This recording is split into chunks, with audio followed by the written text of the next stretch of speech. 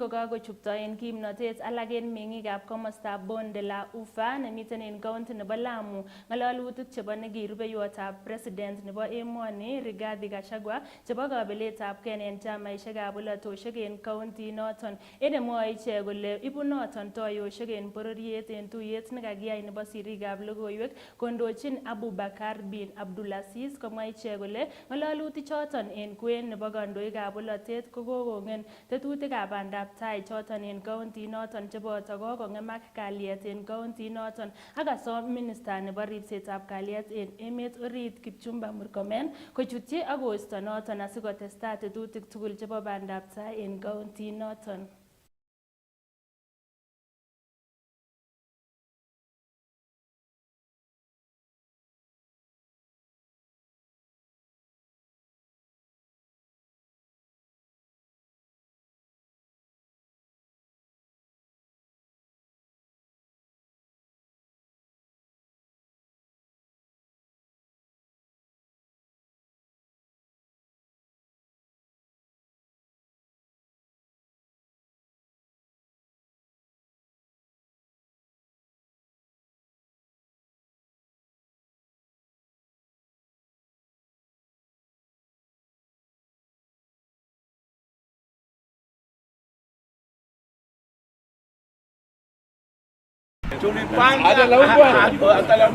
Leo tumuone Mheshimiwa Gachagua ambaye alikuwa ni ofisa wa serikali kama dio, anajua athari mbaya ya matamshi ya uchochezi, na yeye akawa anatoa matamshi hayo ili kugawanya baina ya jamii ya wenyeji na wakaazi.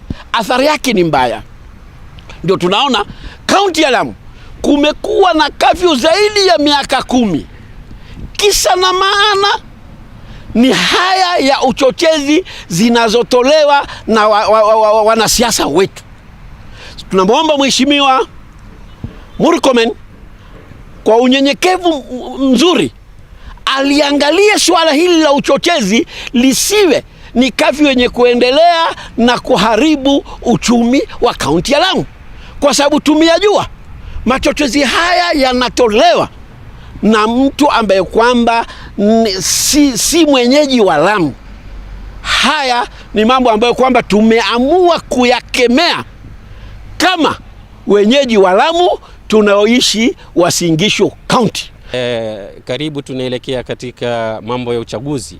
Mambo kama haya yanaweza kuchangia yakatokezea siokuwa yanofaa, kwa sababu ni mambo ambayo kwamba yanaleta uhasama. Kunaweza kufanyika mambo ambayo kwamba si mazuri katika mji kama ule wetu wa Lamu. Kwa hivyo tunamwomba bwana mheshimiwa afikirie yale ambayo kwamba anayoongea.